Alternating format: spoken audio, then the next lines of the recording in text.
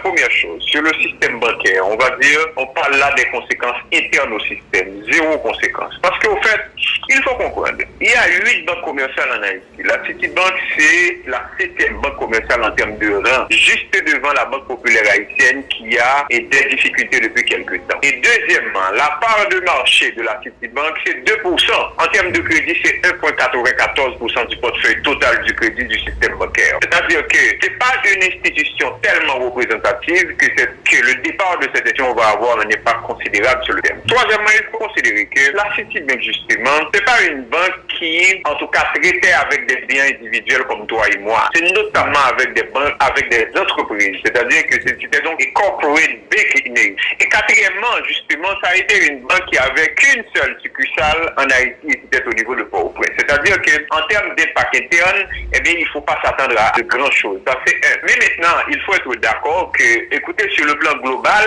le départ de la Citibank, représente justement un mauvais signal pour Haïti. Le mauvais signal dit quoi? Le mauvais signal dit que ce pays, c'est un pays dans lequel le risque est élevé. Haïti, justement, se trouve dans une situation où, en tout cas, elle ne peut pas attirer des investissements directs étrangers. Parce que la Citibank, c'est un investissement direct étranger. Quand ça arrive, justement, ça envoie un signal que le pays n'est pas ouvert au business.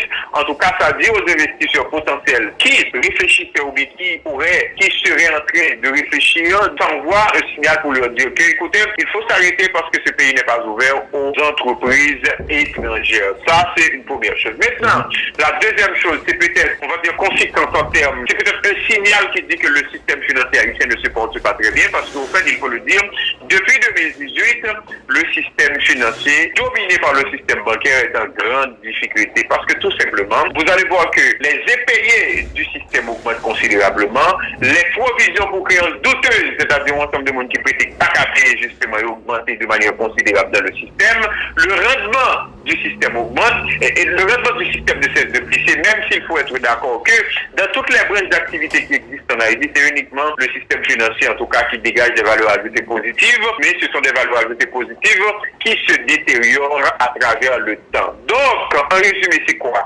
C'est qu'au niveau du système bancaire haïtien, il ne faut pas s'attendre à de grandes conséquences. Parce que, je viens de te dire, ce n'est pas significatif en termes d'activité, eh bien, cette banque, parce que c'est 2% du marché en termes de part du marché. C'est 2%.